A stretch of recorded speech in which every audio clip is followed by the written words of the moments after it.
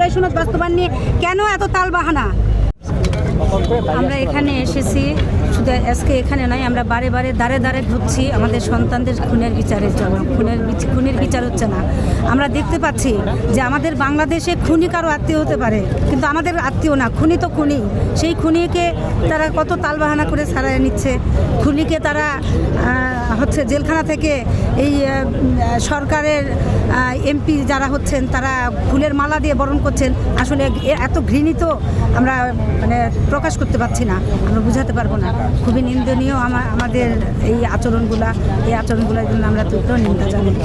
আমরা দাঁড়ে দাঁড়ে বারবার একটা নিয়েই ঘুরি, সেটা হচ্ছে আমরা কিন্তু ওই সংসদে বসার জন্য, আমরা কিন্তু ওই জায়গায় যাওয়ার জন্য গাড়ি বাড়ির জন্য কিন্তু রাস্তায় নামি নাই। আমরা বারবার শুধু নামি আমাদের খুনির সন্তানের খুনির বিচার হোক। আমরা দেখেছি যে আইজি সাহেব বলেছেন যে আমাদের সন্তানদের সাথে আন্দোলনে শরিক ছিলেন পুলিশ, হয়তো কিছু পুলিশ ছিলেন, কিন্তু পুরো দমেই যদি পুলিশ থাকে তাহলে আমাদের সন্তানদের খুন করলো কে, গুলি করলো কে, আমাদের সন্তানদের বুক ঝাঁঝরা করলো কে? আমাদের ছোট্ট ছোট্ট সন্তান, তারা তাদের নিজের ন্যায্য দাবি নিয়ে নেমে আজকে শহীদ হয়ে পড়ে আছেন কবরে।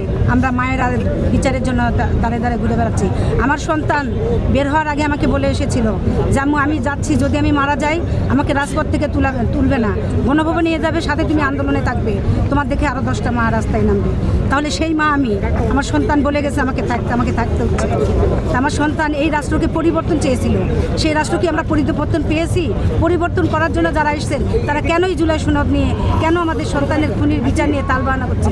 আমরা কোনো তালবাহানা দেখতে চাই না, আমরা বিচার দেখতে চাই। যতদিন না পর্যন্ত এগুলো মানে আমাদের দাবি না মেনে নিবে, আমরা রাজপথে, আমাদের সন্তান জীবন গেছে, আমাদের গেলেও আমরা প্রস্তুত।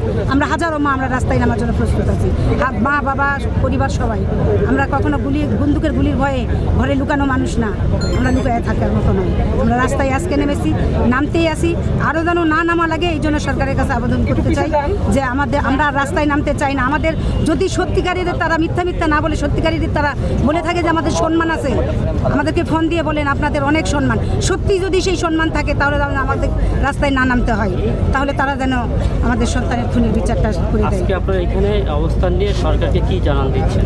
আমাদের সন্তানদের খুনির বিচার হচ্ছে না, আমাদের জুলাই সনদ বাস্তবায়ন হচ্ছে না।